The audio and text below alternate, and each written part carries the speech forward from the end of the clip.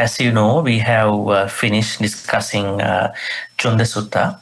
We took probably 4 days introduction, then how to purify the body, how to purify the speech, and how to purify the mind, and today. So I think roughly 4 days, kind of a very short sutta. Just for a change, today's questions will be read by Sister Eng. So that would give an additional attention. So Sister Eng will start reading.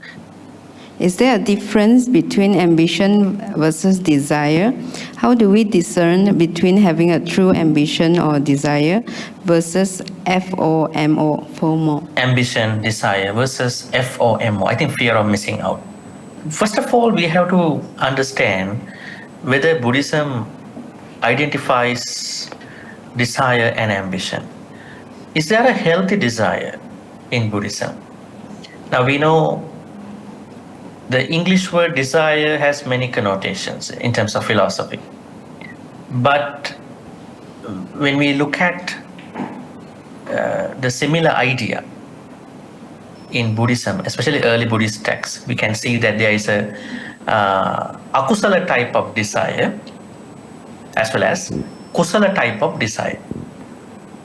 Now I want you to think about what is the akusala type of desire. When it is very much grown, we name it as tanha.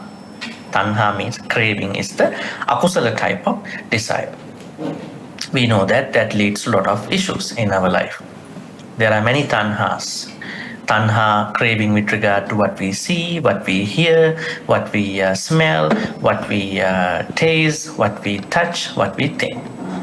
And that is the tanha, craving given by the Buddha with regard to the dependent origination, patissamuppada. When the tanha is fully grown, at that point, tanha is recognized by 3 types of tanha. Kama tanha, craving with regard to sensuality. Bhava tanha, craving with regard to expecting better rebirths. And then vibhava tanha, craving with regard to thinking that there is no life hereafter. So this is how we understand. Of course, I think there's nothing to discuss fundamentally about that aspect. That is an akusala kind of desire. Is there a kusala kind of desire? Yes. What is the Pali word for that? Chanda. Tanha is the, what you call, akusala desire, and then there's a kusala type of desire called chanda. So,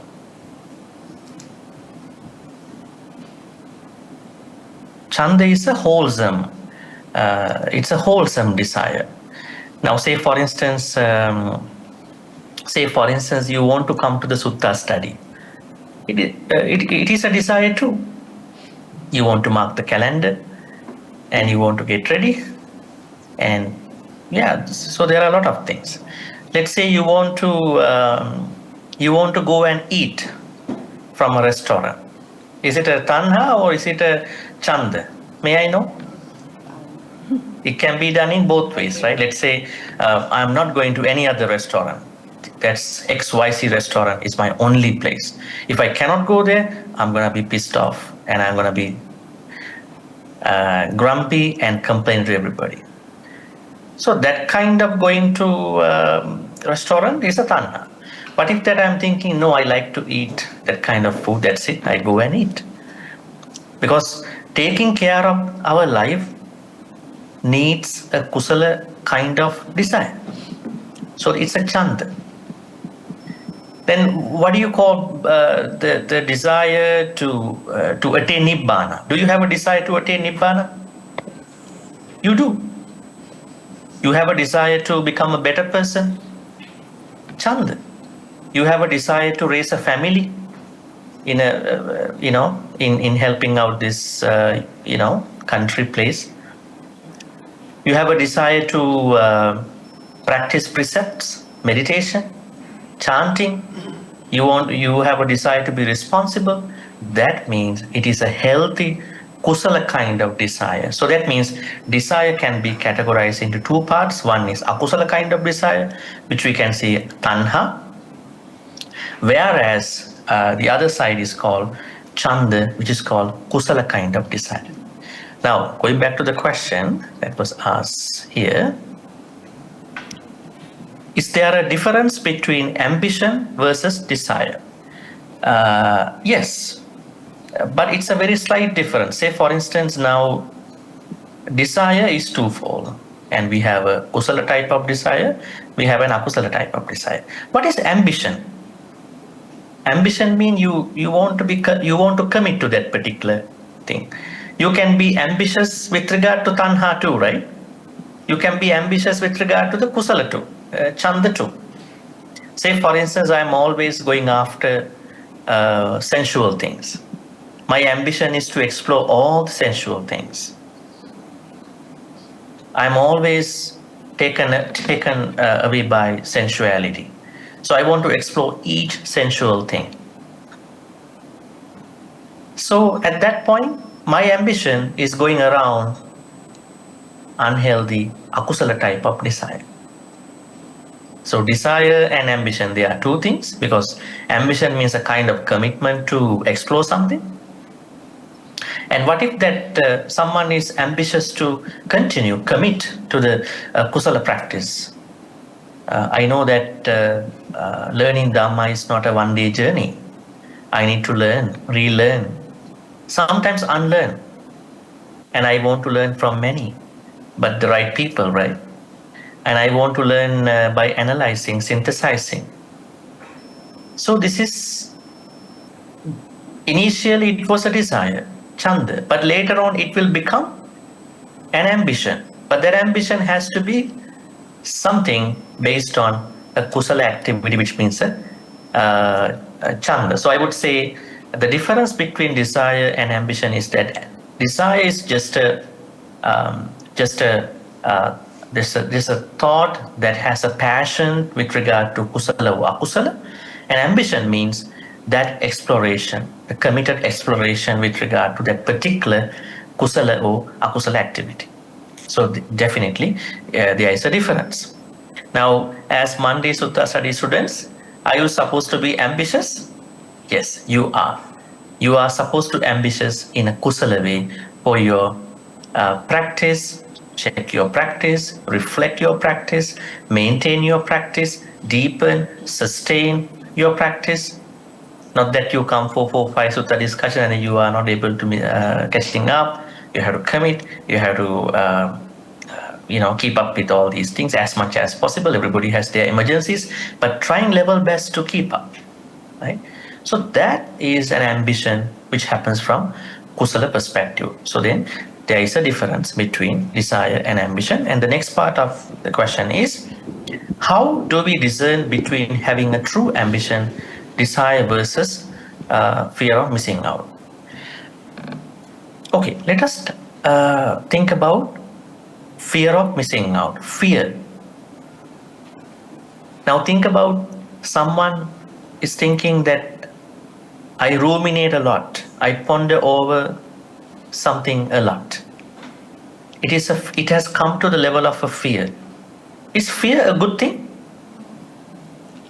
Is fear a good emotion that you can spend your day? Fear is initially not a good thing. But there is a healthy fear too, right? What is the healthy fear? Normally our fears are irrational. A lot of our fears are irrational. There's no base. We just get scared because of insecurity. But there are certain fears, Dhamma kind. The Buddha said you have to be feared about going to the next life. Don't know whether you will end up being a dog or a cat or a snake. Yes, we are scared about it. If we become a dog, we know what's going to happen. If we become a snake, I think we will feel how fragile is that life. If we become a hungry ghost, that's not going to be good on us. So we have a fear in moving on to the next life. That is normal. That will happen whether we like or not. But who will who will be the person that we are going to be transformed into next life. So that's why the Buddha said, practice more Dhamma. So then we can reduce fears about next life. The more we learn Dhamma, the less we are feeling feared about next life and the rebirth. But when you the more you learn certain things about Buddhism, if you feel that you are getting more scared about it, think about, you are chanting, you're getting sick. Oh, I gotta chant. But at the end of the day, you are very scared about everything. Every time you think about next life, you're going to chant. You're going to chant. That will create more mess in your life. Chanting is not to be done just to get away from fear. Initially, you will start chanting out of fear, but later on, you will understand what is in the chanting, what is in the Mangala Sutta, what is in the Ratana Sutta, what is in the Metta Sutta, because Mangala Sutta clearly says fearlessness is a blessing, right? One of the blessings in the Mangala Sutta means fearlessness. Where is it mentioned? It is in the Mangala Sutta, at the end of the Mangala Sutta. Kema, the Pali word is. So then, if you chant just because you are scared, are you getting that blessing? No, you have to. The more you learn Dhamma, the more you are creating more stability, more security, more certainty with regard to the purpose of your Dhamma life. That is what we want, right? So then the answer here is that fear of missing out is initially a feeling that will happen to you, an emotion that will come to you when you don't know true Dhamma. When you know the true Dhamma, you will not feel that fear of missing out. Actually, if you have the chand, the healthy desire, kusala desire, thereby when you have a healthy kind of ambition in your life, not even the Dhamma necessarily, it could be your lay life, it could be a good thing you are doing, then I don't think you will feel FOMO because you have a purpose in your life. So you are moving on that direction. So let's say if you happen to become late in your Dhamma practice and you know you can catch up, then you don't have to feel about FOMO kind of thinking. FOMO will happen to people who are very fragile because of the inconsistency in their life with regard to secular life, worldly life, and spiritual life. So, going back to the question again, I would say desire is number one. There are two types of desire: kusala type of desire, kusala type of desire, and then ambition is the commitment to that particular desire. It could be a kusala one, it could be an akusala one, and when you have the kusala one, from the kusala type of desire, chanda, then you will never feel missing out because you know that you are working on that particular purpose. All right, so we can go to the next question at this point. Is euthanasia, mercy killing, considered a form of killing? For example, in a situation where a relative is in a coma and the attending doctor has determined there is no realistic chance of recovery, except in the case of a miracle, the doctor may suggest euthanasia as an option. Euthanasia, compassionate killing or mercy killing, considering a form of killing? Yes. In short, yes. For example, in a situation where a relative is in a coma and the attending doctor has determined that there is no realistic chance of recovery except in the case of a miracle, the doctor may suggest euthanasia as an option. So I think I answered the question, but I have to explain that. There are two types of euthanasia: active euthanasia and passive euthanasia. We need to understand, according to Buddhism, if there is any intentional killing happening, that is going to be a form of breaching the first precept. And if you are not the person who is making that, if you are indirectly supporting someone to do it, you are also part of it. These are the two things that we have to understand. Now let us talk about passive euthanasia. Passive euthanasia is that the moment that, say for instance, as a Buddhist, you may not go to the active euthanasia, you are not going to agree with that, you are going to let the relative pass away, die naturally. The doctor might say we have to take off the, what do you call, uh, those life support and all that, but you are not going to say, I won't, yeah, let it happen. You can do the compassionate killing because you are engaging in that activity. So, as Buddhists, according to what we understand, uh, passive euthanasia may be a choiceless activity that you may have to do because that machine is necessary for a patient who can I mean that life support machine might be very useful for another patient to recover, but this patient will never get back. So then there's no point of having him or her using this life support. So we respect that because lives, there are not a lot of life supports in many hospitals, many places. So then we respect that. But you are not going to endorse, approve. Yes, uh, go for it. You may do it by a lethal injection or something. What can a Buddhist think about that kind of thing is, one is, if the patient can live more, bringing the patient back to the house and let the person naturally go through that moment. If the patient cannot come back to the house, maybe let the patient go to a palliative care, right?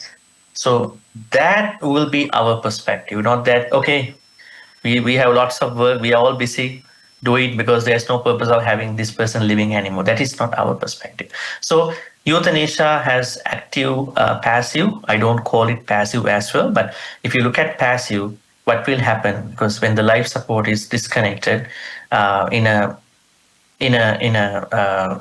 short amount of time, something can happen, but that is not what you want. That is not, as a relative, what you want for that person to happen. But there's no other way around choice for the person. But you can't say, go kill it, go kill him, go kill her.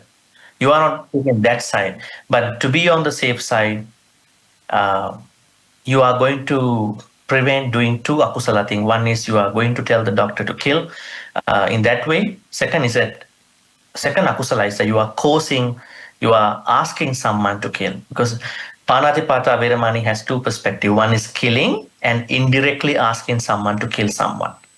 So then so two akusala can happen when you give the endorsement according to Buddhism. So if we look at it from a Buddhist perspective, I'm not looking at from a Western country perspective, Canadian or Swiss perspective. I'm looking at it as a Buddhist, what you call, from a Buddhist context. From a Buddhist context, it's better to let the patient go through the time naturally. Let him or her live as long as he or she can. So then we are not breaching that person's thing. But there may be certain things. Let's say somebody might have written down, okay, I authorize doctor to do that for me. Right?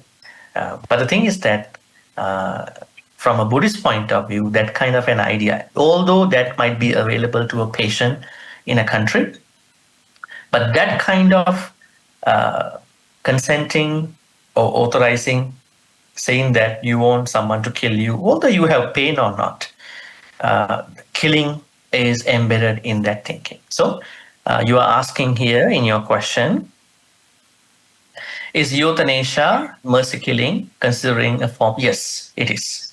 So my suggestion is to let the patient die naturally. Question number 3. According to Buddhist teaching, is fasting considered harming own body? The short answer is yes. But when you do it extremely, because we can learn from the Buddha, right? Ascetic Siddhartha, when before the ascetic Buddha became the Buddha, he tried out the what you call ancient practices that some ascetics did to attain enlightenment. One of the practices was to give a lot of pain to the body, so they stopped eating. to a point that they look like very emaciated, very thin, and like skeletons.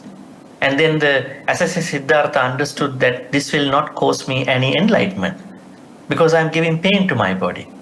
So I would tell you then, we should not give pain to the body. But then what is fasting? Every religion has a fasting category. If you look at Islam, they are fasting for a couple months, right? And not even Islam. And we know in the modern nutritionist perspective, a lot of nutritionists are suggesting to do intermittent fasting. That's a good idea.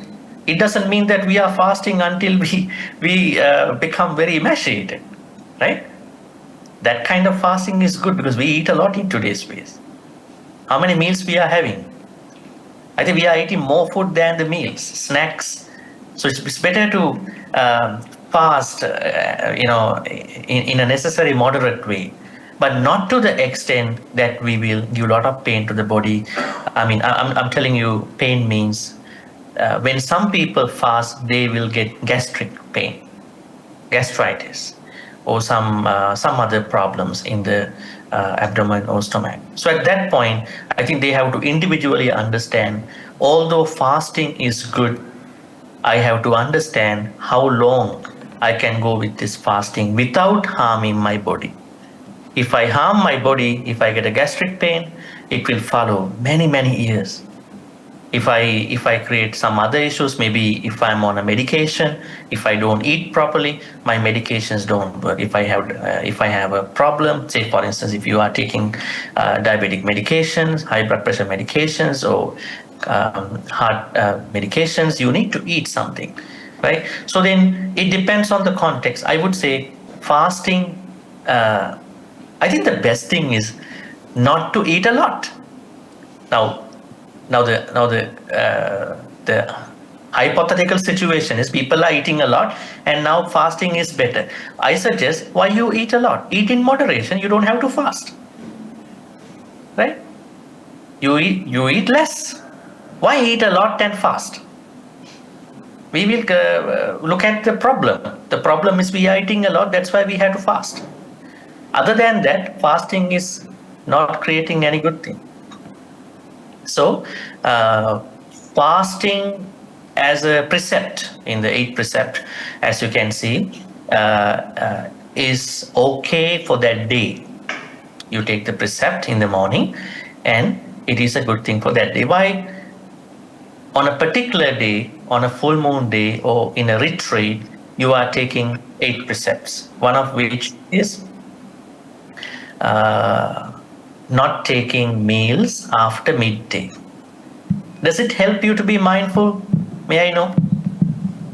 Now let's say you are not eating after afternoon on that particular day. Yeah? Does it help you to be mindful with regard to your food habit? Yes. Today I cannot eat. Nobody will say anything to me, but I don't eat. Every day I'm eating. If I'm at home, I go and open the fridge. How many times I open the fridge and eat? I want to munch something. I think I'm working on that unmindful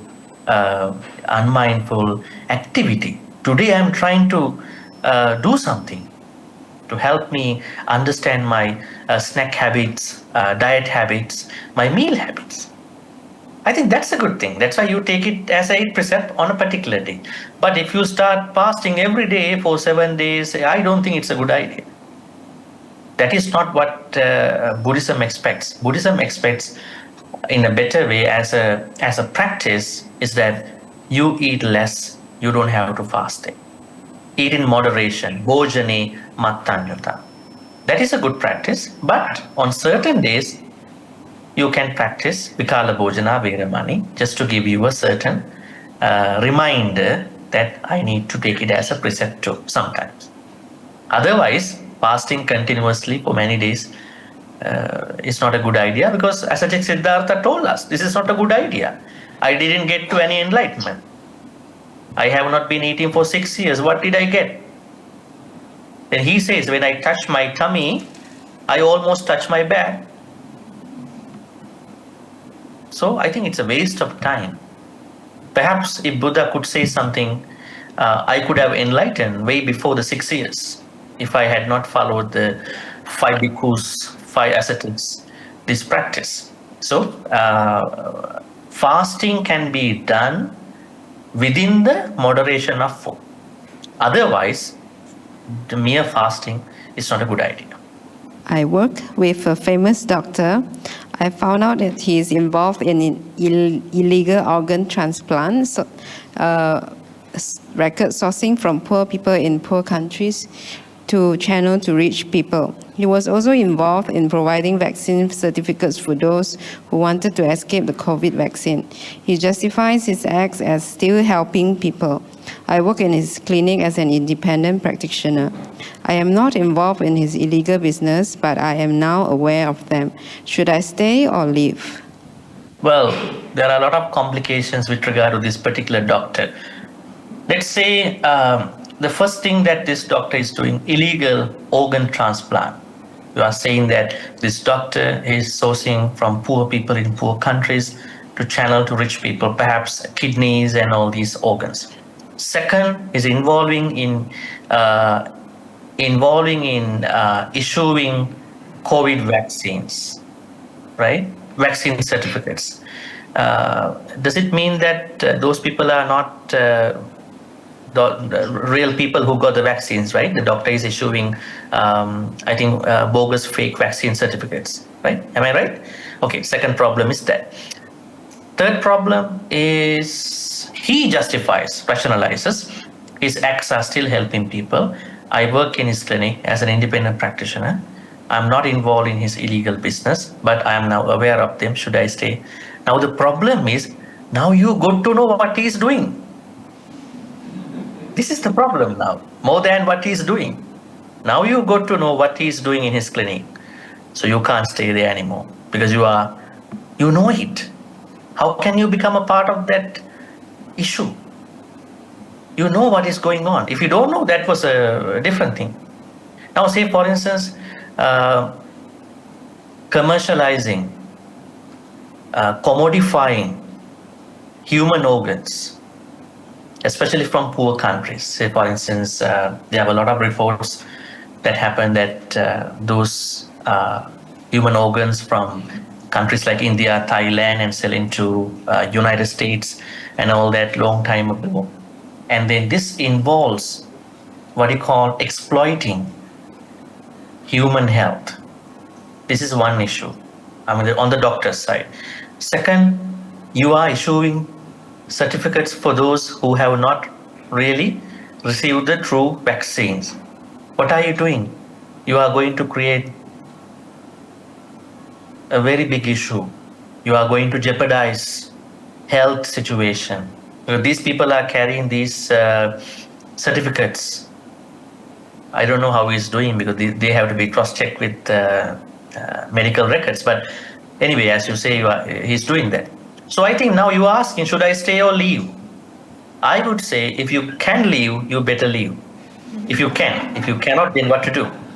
Because your heart knows what is happening in this clinic. It's not a good idea to indirectly supporting someone who is in this kind of illegal, not even illegal, exploiting and then unethically engaging in many other things. So I would say if you can at this point, it's better to leave. But be careful, don't leave by creating a scenario. It might be affecting you because it looks like this person is involved in illegal things a lot. He might take action against you. So you have to know how to live nicely, how to live in a proper way. Otherwise, he might feel that you knew his business and you are going to ruin his business. He might do something that is not good for you. So if you can live in a good way. If you cannot live, try to live as soon as possible in the right condition arises. Otherwise, now the problem is not what he is doing because you got to know what he is doing. That is the problem here now. You can't indirectly supporting what he's doing. Fifth question. I see those aquarium hobbyist shops selling beautiful and yet ferocious pet fishes, example arowanas. This category of fish requires a healthy diet by feeding it with live insects and frogs. What is the advice to a practicing Buddhist whom engage in such aquatic hobby where he or she is creating harmful body akusala by taking away the life of insects or frogs by feeding it to the pet arowana fish? The problem is sometimes we are creating unnecessary problems in our life. Say, for instance, you are someone who is living in a country where you can have a python as a pet, right? And you think, why not? Some people have cats as pets, some people have dogs as pets, some of the Middle Easterners have lions, tigers as their pets. And then why not me? I can have a big snake as my pet. Now, what is the problem when you are having that python? What you have to give to that python? Python won't eat normal things. Yeah? What if you are having a lion as a pet? If you are living in the Middle East, will the lion eat grass? So the problem is, before you are trying to look for a pet, you should know what could be a better idea. Should I have a pet or not? Or should I donate some money to a pet sanctuary to take care of their pets? So that's why answer here is that better to think about, because Buddhism asks us to think before we do. So think before we do. Is it okay for me to buy this kind of a ferocious fish? Because then I have to find out food for him or her. Then I have to give live frogs and all these animals. So I feel like something wrong in this activity. If I feel something wrong at the beginning, so why I need to go for it? I better not to go for it, right? So my understanding is that it is better not to go for this kind of activity, because once you go on there, then you are driven by some other akusala activities, right? Now, are we saying anything wrong about lions, tigers in the jungle? We are not worried about them. They are going after their natural instinct. They will kill hunt their own animals. What if that you bring in that lion into your house and you want to make him as a pet? Then you are giving those animals live to the lion. That could be a problem, right? You are involving in that activity. So that means the answer to this question is yes, if you are doing as such, so it's better to avoid that kind of unnecessary habits. You have a lot of things you can do for animals. I think hobbies must be reconsidered. What could be a better hobby, right? That could be the better way to look at it. Otherwise, bringing that kind of thing into your house, now you are asking, should I give the frogs or not? I mean, that is the problem here. So better to think about, should I have a normal, what do you call, standard mini aquarium with fish that I give the fish food, or should I bring some ferocious fishes into my house and then to give some animals to those fishes, right? So you think about. Definitely, when you are doing that, you are involving in that activity. It's an akusala. All right, next question. Question number 6, I think. Yeah, question number 6. Referring to the extreme relativism, there is no right or wrong, just personal opinion. There is the Buddha's teaching of non-duality, which sees interpretation by some practitioners as when there is no right, there is no wrong, or vice versa, as justification to absolve wrongdoings. What is Bhante's thoughts on this? Referring to the extreme relativism, wrong way. We have discussed that in our last discussion, Cunda Sutta's last one.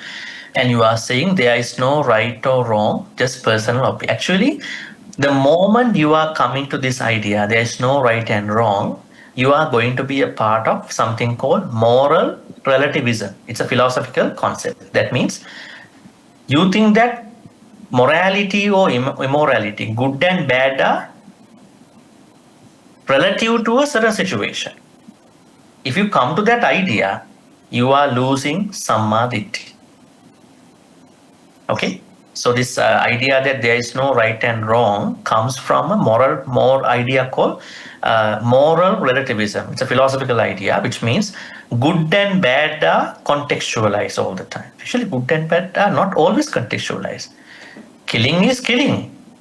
You don't have to contextualize all the time, but there are certain cases like mercy killing, um, a soldier to kill a terrorist, right? Those are contextualized forms, but there are what do you call that, black and white kind of good and bad all the time. So then we cannot come to the point that there is no right and wrong, because that um, stops you in having what you call right view. Why is it? Because in the right view, there is one right view that is mentioned in the list, that we have to believe that good, bad, and mix, they are creating vipakas results.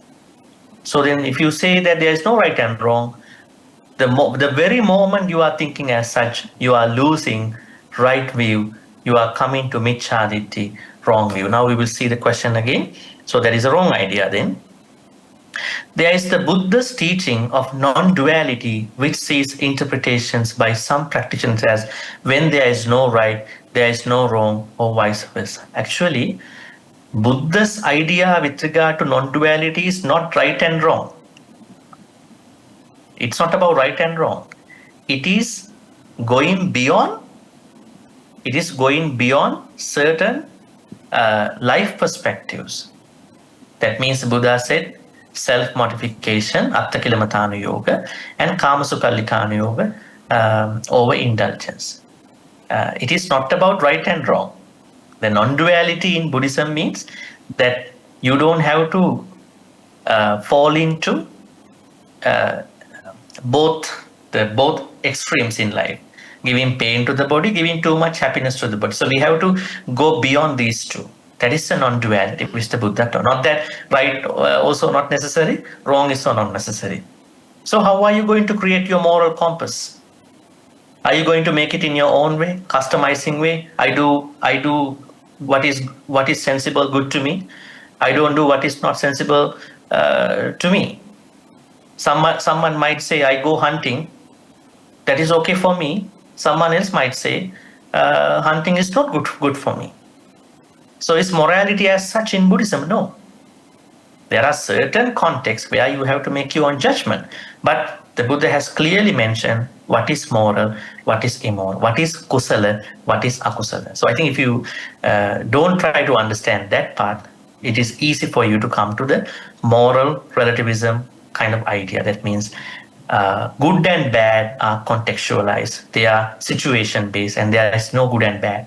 I only create my good and bad. That is un-Buddhist idea. So the answer to the question is that when there is no right, there is no wrong, or vice versa. It's actually, that is not the non-duality which the Buddha talks. Buddha talks about two extremes. So justification to absolve wrongdoing. Definitely, we cannot rationalize good and bad this way, because Buddha has clearly clarified what is good, what is bad. And if there is a certain space, a gray area that we cannot understand good and bad, then we have to use our judgment, wise judgment, right? That is a very gray area. But that black and white space has good and bad, so we can judge the situation. So we cannot say that there is no right or wrong. There is right and wrong. If you have that idea, there is no right and wrong, you are becoming a misbeliever, heretic in your perspective. Okay, let's move on to the next question. Question number 7. Referring to gifting. When gifting is done with the mental attitude of nekama, the act is one of purification by abandonment of covetousness, sama vayama. However, if when preparing the gift, thought is given to the recipient's condition as to the kind or suitability of the gift, referring to Sapuri Sadhana Sutta, the donor will be gifting with additional wholesome thoughts, number one, with the mental attitude of compassion, that the recipient be free from want or affliction, it is purification of ill will. B, with the mental attitude of loving kindness, that the recipient be free from worry or mental dukkha, the purification is of ignorance. With this extra step in preparing or gifting the gift, right effort by way of arousal of kusala thoughts, purification of ill will and ignorance is done in addition to that of greed at the time of dana. This is dana in concert with samadhi and samavayama. Bhante, please comment or elaborate on such situation. Thank you, Bhante. Okay, dana has gone very complicated, right? Okay, when gifting is done, dana is done with the mental attitude of nekkamma means letting go. Definitely, we all are supposed to practice letting go while giving dana offering to anything. Anyone? The act is one of purification by abandonment of covetousness, yes. However, if when preparing the gift, thought is given to the recipient's condition as to the kind suitability of the gift. Okay, the donor would be gifting with additional wholesome thoughts. What are they? With the mental attitude of compassion, that the recipient be free from affliction. It is purification of ill will. A little bit of complicated actually here. Well, I mean, you will add compassion because you are giving out of compassion, karuna, for the person. With the mental attitude of metta, that the recipient be free from worry. Yes, that's a good one too. With this extra step in preparing, gifting, gift, right effort, way of arousal of kusala thoughts, purification of ill will, ignorance is done, and in addition to the greed, this is done. Yes, this is dana with samadhi. Yes, definitely. Let me put that in a simple way. When you are giving something to someone, give it without greed, hatred, delusion. That is called giving with samadhi. But what if you are giving without greed, with hatred, with delusion? That is called dana with micchaditti. Dana with wrong view.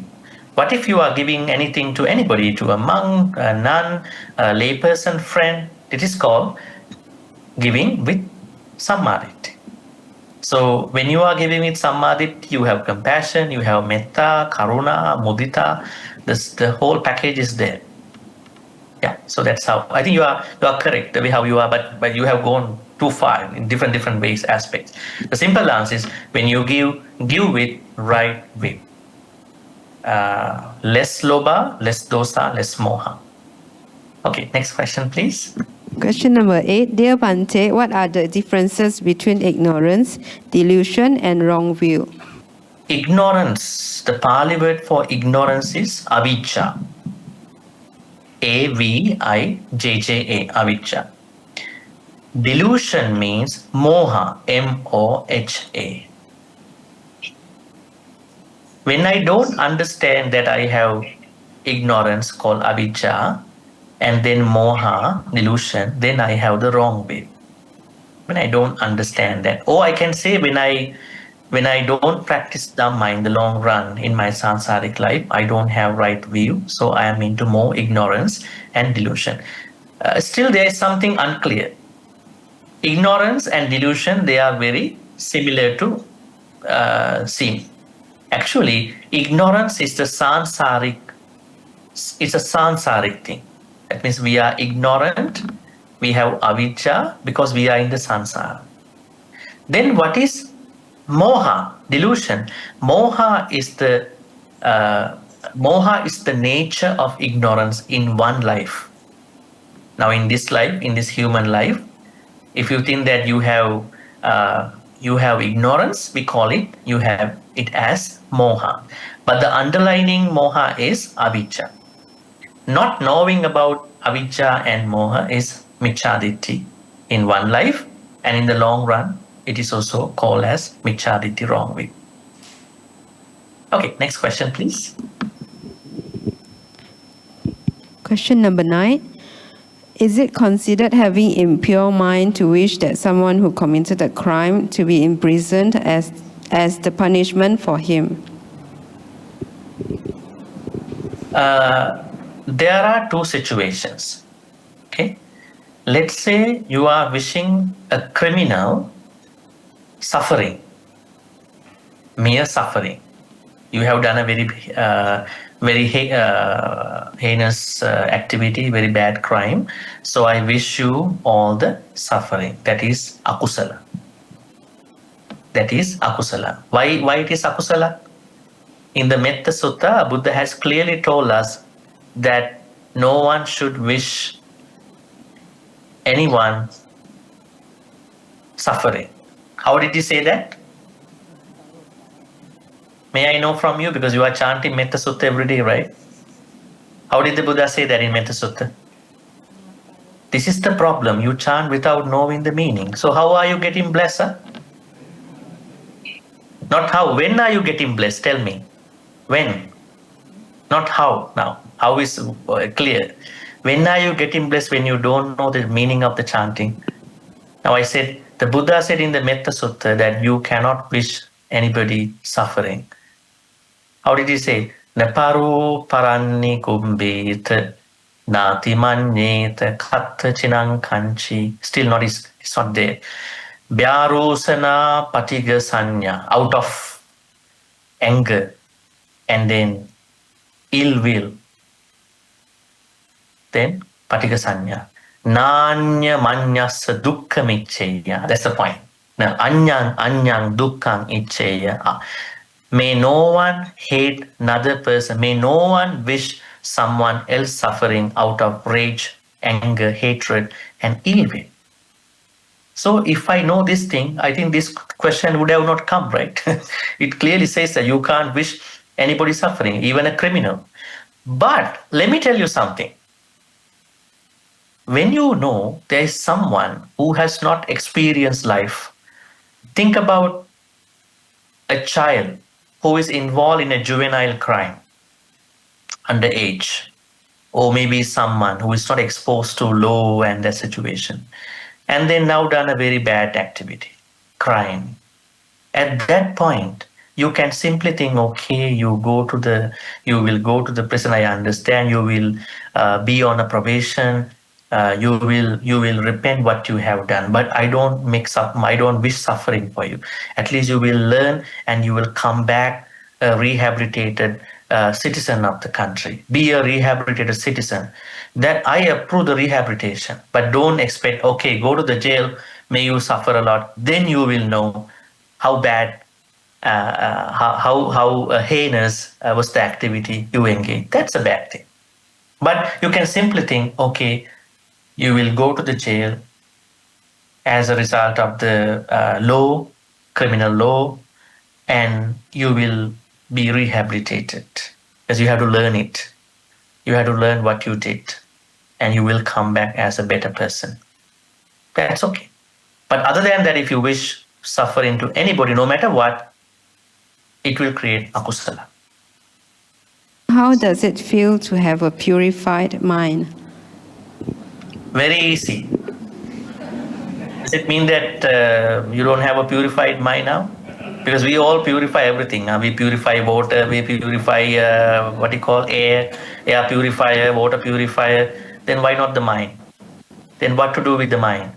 The Buddha said clearly how to purify the mind, how to do it. Now there is a very famous advice that was given by all the Buddhas to us. That is the only advice that we know given by all the Buddhas. Not one Buddha, okay? All the Buddhas gave that advice. Because for the most part, you are learning from Shakyamuni Buddha's Dhamma, right? But there is a certain teaching that was given by all the Buddhas. Tannankara, Medankara, Konagama, Kapusanda, Vessapu, Kassapa, Anoma, right? What was it? Sabbapa passa akarana, kusalassa upasampada, sachitta pariyo dapana, etang buddhana sasana. There are three things that all the Buddhas highlighted. Forget about their different suttas. Forget about the people whom they taught. You have to think about three things that all the Buddhas talk to you. Number one, sabba papassa akaranang. Sabba means all. Papassa akusala. Avoid all akusalas. Not one akusala. Don't just only avoid not killing. Killing. Don't just avoid stealing only. Buddha said we have to avoid all akusalas. Then only it will impact our spiritual life. All akusalas. Number two, then having avoided all akusala, what should I do? What you should do? Kusalasa upasampada. To do all the good things, kusala things, not one kusala thing. In your Vedana, chanting, meditation, reading Dhamma book, sharing Dhamma, helping other people, having a meditation, all have to be done. Not only meditation, not only chanting, not only Dana. Let us explore more good things in our life. Let us be creative. Third thing, Sachitta Pariyodapana. Pariyodapana, purification, the question here. Sachitta, cleansing my mind. Or actually, better ways, cleansing my thoughts, purify my thoughts. Actually, there is a paradox. There is not a paradox. There is a repetition here. If I take care of my thoughts, will I do akusala? Say, for instance, I take care of my thoughts. Whenever the lobha comes to me, I watch my lobha. I watch my greed, how I am getting affected with the greed, how greed works in my thoughts. So I immediately overcome my greed. When the dosa is arising, I see how dosa is arising. I see how my anger is coming to me. And I see how I am on the way to become angry. So then you think dosa will be manifesting in me? I do something for that.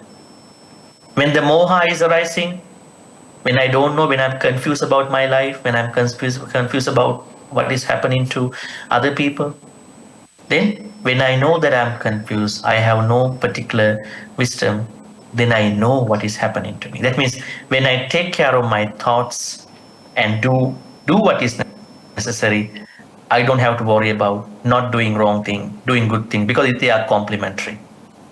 When I take care of my thoughts, good things are complementary, bad things are not coming to me, definitely. So the answer is, you are asking how to purify your mind. You take care of your thoughts.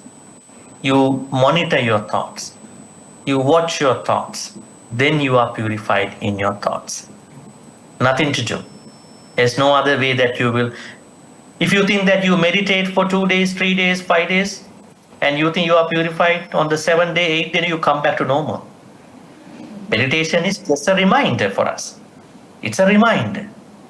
It's a weekly reminder. It's a daily reminder. We have to do that too. But how to purify our thoughts on a daily basis? We have to watch those kusala, akusala thoughts on a daily basis. That is how you are going to purify your mind. Right? Next question, please. 11th. Question 11. Purity of mind is necessary for Metta vision, i.e. seeing things as they are. Bhante, please comment. Purity of mind is necessary for Matta vision. I think you are referring to our meditation retreat, which I did a few weeks ago. Matta means you are only seeing, you are only hearing, you are only sensing, you are only thinking. That kind of, that is actually, finally it becomes a very objective process. Well, you are saying that purity of mind is necessary for Matta vision. I look at it the other way around. When you are taking care of your thoughts, you will purify your mind. Not that you purify the mind and then you can just seeing or just hearing. So when you are objectively looking at things, depending on the situation, that will help you to purify that early activity. It will help, right? As I said that we cannot do that all the time, right? Can you see your loved ones objectively all the time? They might get angry, right? I think I gave you an example, right? Because you have to be subjective with them because you are living with those people. But except the loved ones, when we look at the world, when we are tempted, when we are affected with loba dosa moha, I think it's better way to do it. Better way to deal with the situation as such is try to objectively look at it. So that means when you objectively looking at means matta meditation. When I hear, I just hear. When I see, I just see. When I sense, I just sense. When I think, I just think. So in this way, as I continue doing that in my perspective and dealing with the external objects, then that will help me to purify, taking care of my thoughts easily. Then I can watch my thoughts coming. How does objects come to me with regard to seeing, hearing, and all that? So I would say when you do the mata, it will help you, it will fast track your purification. All right, next question, please. Question 12. Question number 12, referring to question number 2 and 5, which was about the pet fish and euthanasia. Online calls from a zoo in Denmark for healthy pets, which should be or were abandoned to be donated, euthanized to be used as food for predator zoo inmates. During certain natural disasters, COVID pandemic, a high number of pets were abandoned. Bhante, please comment on such situations. Online calls from a zoo in Denmark for healthy pets, which would be were abandoned, to be donated, euthanized to be used as food for predator zoo inmates. During certain natural disasters, COVID pandemic, a high number of pets were abandoned. Bhante, please comment on such situations. Okay, now we understand that with regard to this kind of a situation, those people, they may have to take some a bit of challenging decisions, especially think about animal sanctuaries. People who are running animal sanctuaries, zoos, they may have to go for their own decisions depending on the industry, which sometimes we cannot comment as a whole.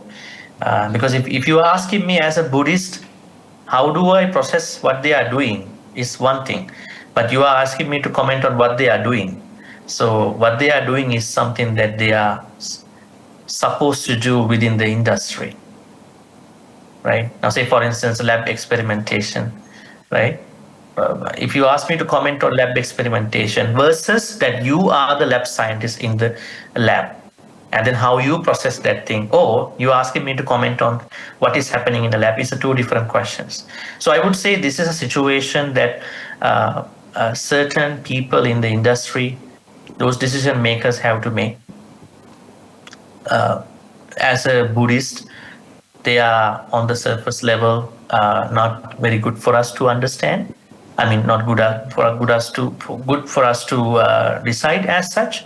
We are not joining, but that is how they will have to operate in their industries. But I think if they can find out a better way to do it, that's nice.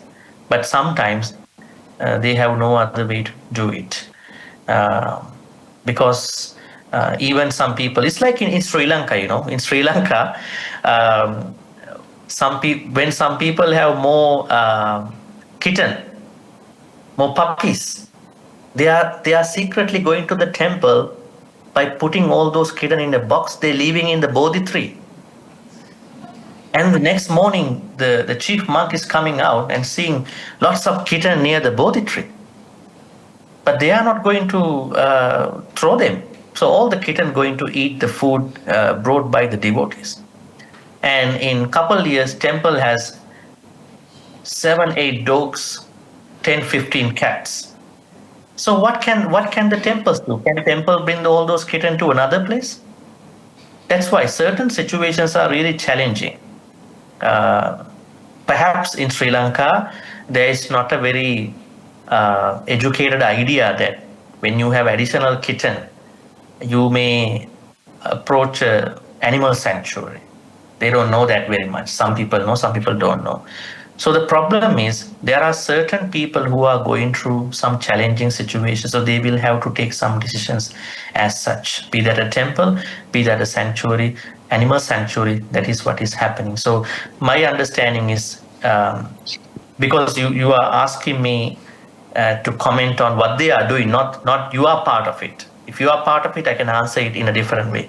But because you are not part of it, you are just asking me to comment on that. I would say that is the nature of how they are doing things. Yeah, so that's how we have to look at it. Next question, please.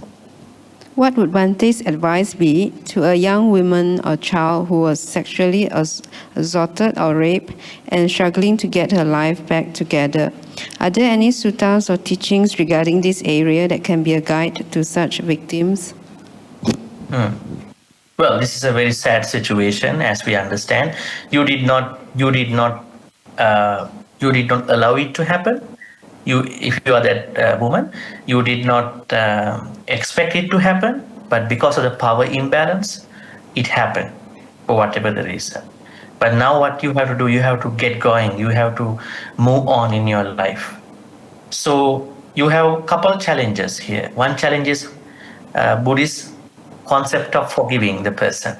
I know you can't forgive easily because this is something very precious in your life that you were expecting for a marriage and all that. So the idea here is that as a Buddhist, I have to get going. I have to move on in my life. So then I have to first make sure I am safe. I am safe from these attacks any longer. That is number one. That has to be done. Number two is that my mind can go back to the past very easily because of that person and that thing. So at that point, you have to always think to yourself that I have to move on. I can't go and live in the past. And I'm trying to heal from the trauma that I had in my life. So I need to make myself positive for this long journey with somebody who really loving me, who really taking care of me in my life. I have to trust that person. If that particular person will find out that person, then at that point, trusting more and then creating and then maintaining that life and not going to the past anymore. Right? So this is the thing. And also, at a certain time of your life, you are going to look at that incident in a different way.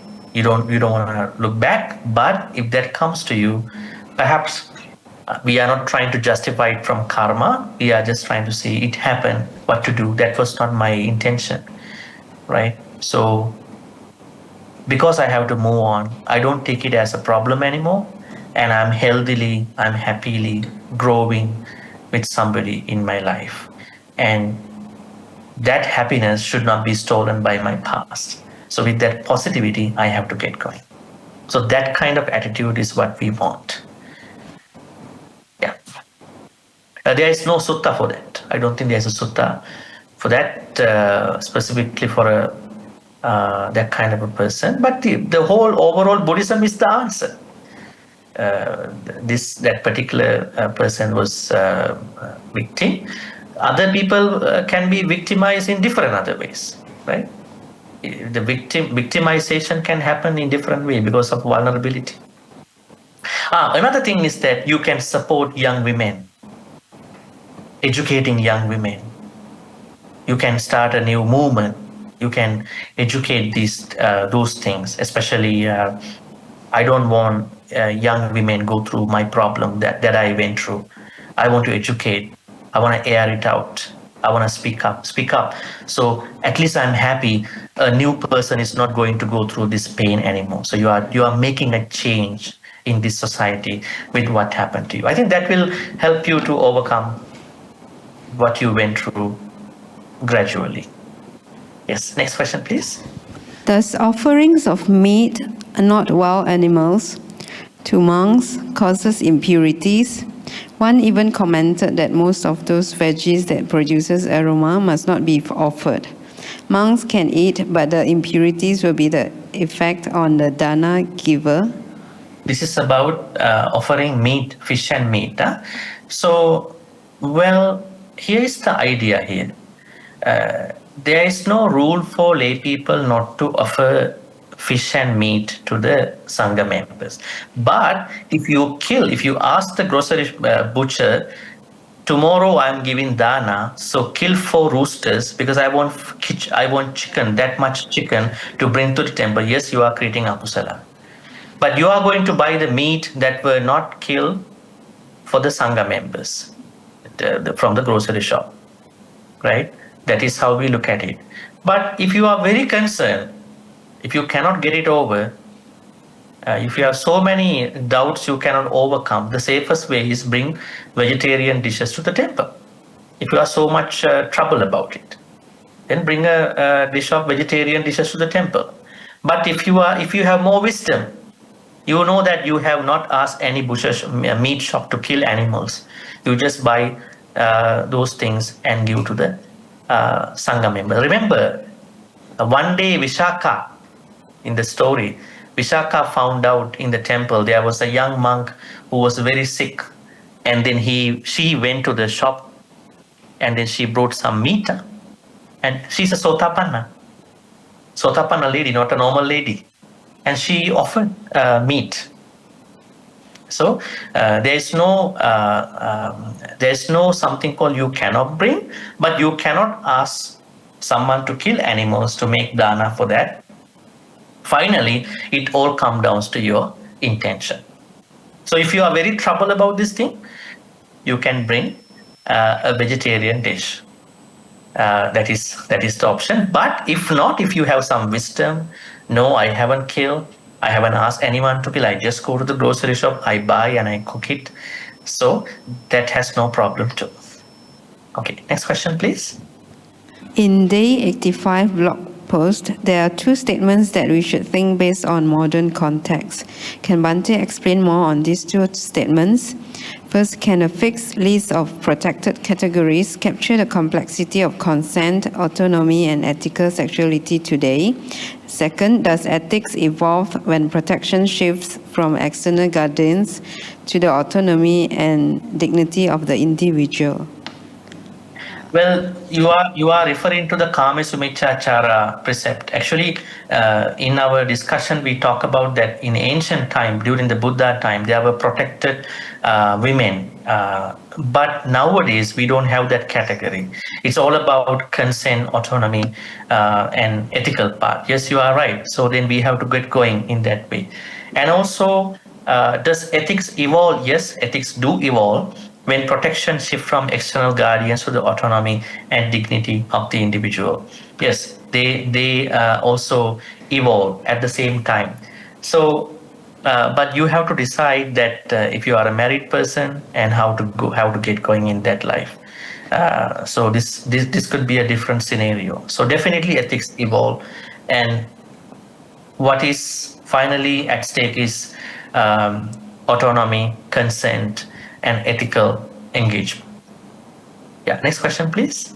Appreciate it if Bhante can walk us through on the right view poster. What makes it different between both unenlightened path, Sekha, and enlightened path, Sekha or Arahant? As lay people, we are advised to follow the unenlightened path. You are referring to my poster where I designed a poster about Sammaditi, right view, unenlightened people, Sekha. Sekha means enlightened people. So it is said that even you are enlightened, you are maintaining your own right view. Actually, when you are enlightened, you don't have to do it with effort. You are not following right view with effort. It is natural. But when you are aseka, when you are seka means you are still supposed to discipline yourself. You have to practice 10 types of samadhi. So then we are all sekas. Sekas mean those individuals who have to be disciplined, unenlightened beings. So that's the difference between these two. All right, next question, please. Next question, number 17. also about Sekha. Under the Sekha path, we are expected to acknowledge the existence of Samanas and Brahmins who have practiced rightly, known the two worlds by their own higher knowledge, and declared themselves. I think I don't have to read. In this modern world, how do we know that the declaration by Samanas and Brahmins are true and we can follow?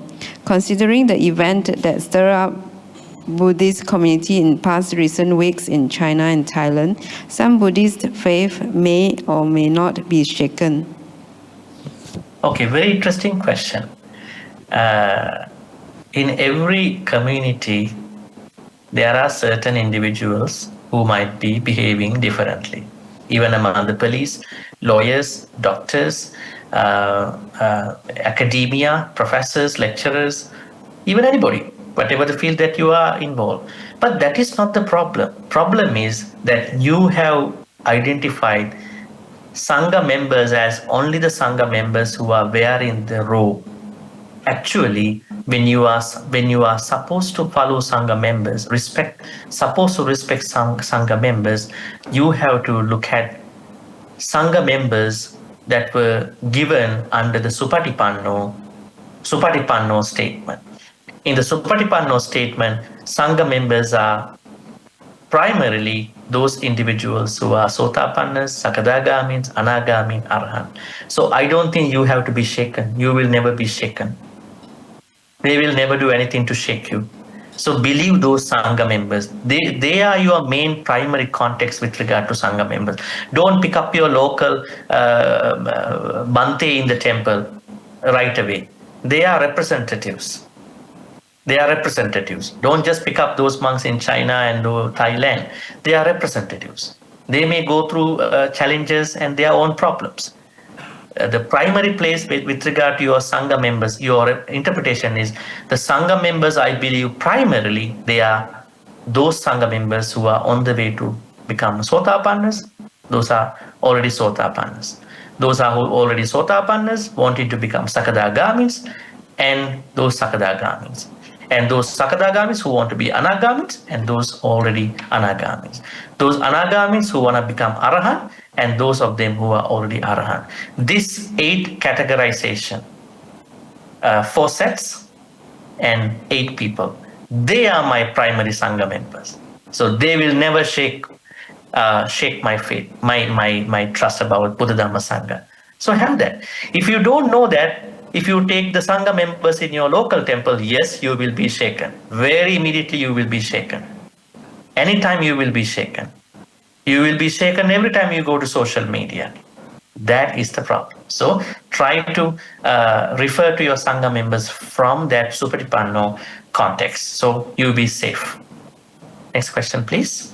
Question number 18. In our practice of the 10 purifications of body, speech, and mind, how to prevent ego from creeping in, especially in our daily dealing with people who do not practice, people who are not Buddhists, and Buddhists of different traditions? In our practice of the 10 purification, I think you are referring to Cunda Sutta, which we did. How to prevent ego from creeping in, especially in our daily dealing with people who do not practice, people who are not Buddhists and Buddhists. Okay. Actually, in Buddhism, our main problem with regard to our spiritual enlightenment is ego. Nothing else. And don't talk about Rupa, Vedana, Sanya, Sankara, Vijnana, because we don't have a core. Do we have a core? We don't even have the very core. If the Rupa doesn't exist, if the Vedana doesn't exist, then who are we? We don't even have the very core. Then where are they leading to? Because I create my core by thinking I exist, then that is the primary level I create, ego. So actually, when you are learning more Dhamma, like this way, coming to Sutta discussion, engaging in other temple activities, following Dhamma books and all that, what should happen in the long run, immediately and in the long run is try not to feel very much proud about your practice. Try not to brag yourself. Try not to talk to other people in a way that you know better than other people. This is what should go down that means indirectly you are managing your ego. So if you are learning Dhamma very well, if you want to measure out that Dhamma practice that you are doing, is that you can see how much ego you are having. When you are responding to other people, when you are reacting to other people, you can know whether you have that much strong ego or not compared to your past. So definitely, when you learn Metta, Karuna, Mudita, Upekka, when you practice precept, when you do chanting, when you follow Buddhist cultural events, you have to always think that I will never be proud about myself with regard to what I'm doing. I will never create a certain branding about me. I am better than all of you. I know better than all of you with regard to Dhamma or whatever. Then you are really, really, truly reducing your ego. You will become a very humble person. So one of the very important symptoms of a good Dhamma practitioner is humbleness, very groundedness, very down-to-earth nature, right? Sometimes when the wrong people learn in Dhamma, they are not going to be down to earth. They are not going to be down to earth. They will feel that they are learning something very different. That's why humbleness, humility is the symptom of lacking in ego as you learn practice Dhamma. All right, next question. Question number 19. In this samsara world, as lay devotee, we do have social gatherings, obligations, especially relatives, and more often than not, there will be idle chatter. If we remain silent, they'll think we are antisocial. Kindly advise what's the best approach, Bhante? In this samsara world, as lay devotees, we do have social gatherings, obligations, especially with relatives, and more often than not, there will be idle chatter. Of course, there are. If we remain silent, they will think we are antisocial. Kindly advise. Now, my question is, who asked you to be silent in front of idle chatters? Nobody asked you to be silent. You have to talk, but you talk differently. How you talk differently? They are talking about food, you are talking about something happening in the temple. Is that? No. They are talking something, but you talk to them, reply to them with some mindfulness. What am I talking to these people? Sometimes you think that every time, everywhere you go with other people, you have to talk about Dhamma, Noble Eightfold Path, Sila Samadhi Panya, Satipatthana, Vipassana. Then you are creating a big problem in what are you talking? We come to eat. You are talking Vipassana, Satipatthana. That's not going beyond idle chatting. What you should do is that when you go to a conversation, there are people who want to be spoiled, who want to talk different things. It's okay, let them carry on. But when I talk to them, when I reply to them by understanding what am I talking to them. Maybe you change the topic. Maybe you, time to time, you just listen to them, listen more, so they are happy. Huh? Idle chatters are very happy when you listen to them. Right? And when you are supposed to talk, you talk a little bit something, but you talk with some mindfulness. You know what you are talking. So, problem is solved. And nobody asks you to be silent. When you are silent, they might think you are arrogant, you are callous, you are arrogant. That will create more problems to you. Don't be silent. Just engage with them in a nice way. You know how to deal with people. So just deal with them in a nice way. But you don't engage in their gossiping, in their idle chatting. When they talk to you something, you just answer something in a nice, mindful way. So you are safe. Okay, I think last question now. Yeah, last question. Yes. The 5 precepts in Buddhism are a set of ethical guidelines for lay practitioners, focusing on actions to avoid that cause harm to oneself and others. Abstaining from killing is one of the precepts. What will be the cause and effect for a person who had committed suicide? What will be happened to the person in the next life? Is there any sutta we could refer for suicide preventions? As a Buddhist, how could we act as a gatekeeper in suicide prevention? Thank you, Bhante. The 5 precepts in Buddhism are a set of ethical guidelines for lay Yes, that's very clear. Focusing on actions to avoid that cause harm to oneself and others. Abstaining from killing is one of the precepts. And then, what will be the cause and effect for a person who had committed suicide? Definitely, it is a killing. Even you kill oneself. What will be happen to the person in the next life? Yes, that will affect them. Sometimes we know that when you take your life, when you let's say you take your life, then your next life will be very shorter. You take your life here because you stop it in the last life.